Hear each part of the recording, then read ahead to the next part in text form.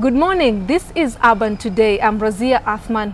We're now speaking to the youth representative from northern Uganda, also from Koboko, Evelyn Anite. Thank you so much for accepting to talk to us.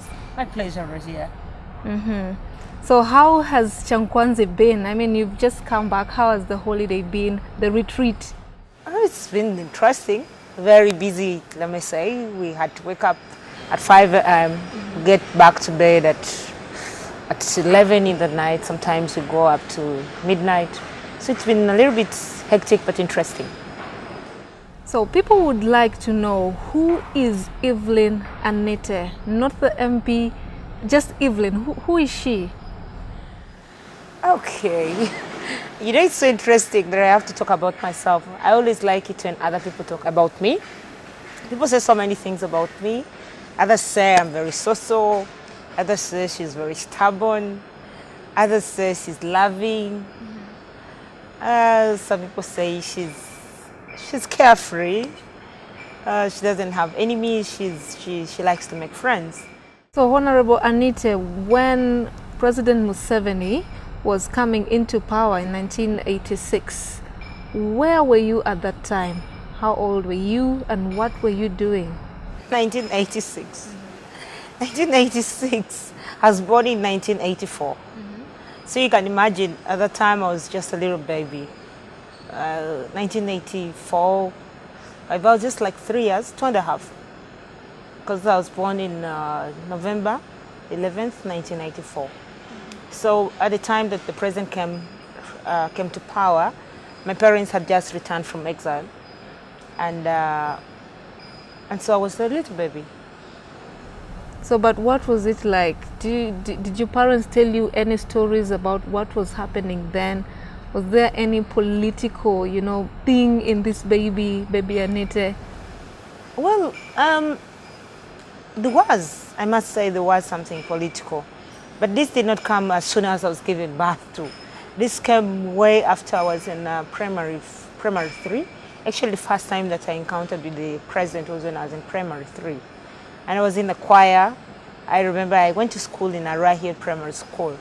So the president came to visit West Nile, and he was in Arua district.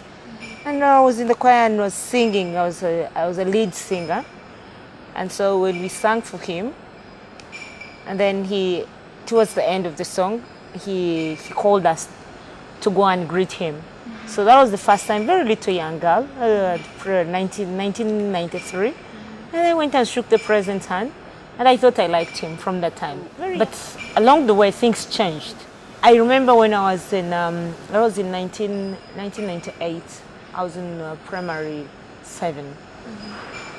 What happened exactly was my mom had traveled to Kampala, and Konyi waylaid them, and one of my uncle got shot, and my mom jumped, according to her, she jumped through the window and she escaped and survived death. In that bus, very many people died.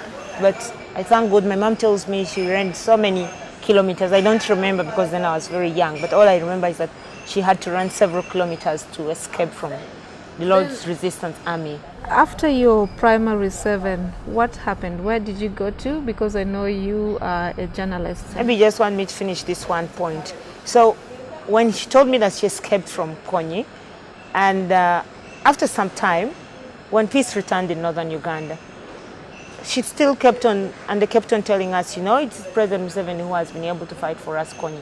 Maybe now to go to your question. I finished primary 7 in 1998. I went to senior 1 in a school called Idiofe Girls. Where is this school? In West Nile. And then I finished my senior 4 in that school. It's a girls' school. It's called St. Mary's Idiofe Girls. From Idiofe Girls, I went to another single school, which is actually the best school in West Nile. It's called Muni Girls. Then from Muni Girls, I went to Uganda Christian University. And when exactly did you decide to get into active politics? Well, active politics at national level or at student level? No. Where you are right now? Where I am. I don't know, it's in year 2 when I was at the university. first I wanted to contest for a constituency. I didn't know that there was anything like youth politics, that's youth representatives in parliament. So when every time I was in Ichimeza, I kept on seeing other MPs.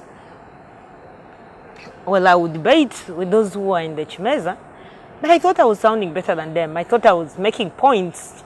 So I was like, okay, why can't I run against them? Honorable Anite, what do you think about you, the young leaders, really keeping the President Museveni in power right now? How come you are pushing? It's like you feel safer with an older person. Why? Well, I must say that it's very, very true that I feel safer with him. I really, for all reasons, if you look around yourself as a young person in my generation too, and you try to ask the history of this country, they will tell you we have had over 8 presidents before we had President Museveni. We have presidents who have ruled this country even for a month. We've had presidents who've been here for 2 years and so. But they did not, the Ugandans perhaps then, did not give them the opportunity to express the ability of leadership. Now, when President Museveni came to power in 1986, he found this country was very unstable in terms of security, infrastructure, economy. Everything was literally broken down. Now, he started building our country, Uganda, from scratch. First, he made sure that there was peace and security in this country. And for me, from listening to the people who were with him in the Liberation War, they say that he has a big heart for his country, that he was a very good leader at the war, the Liberation War time, and even when I've served in his regime for a very short time, I've been able to get information that he's been a very good leader at the time of peace and stability. But right now, time is moving on. Our president, we know, is aging. What will happen when he's out?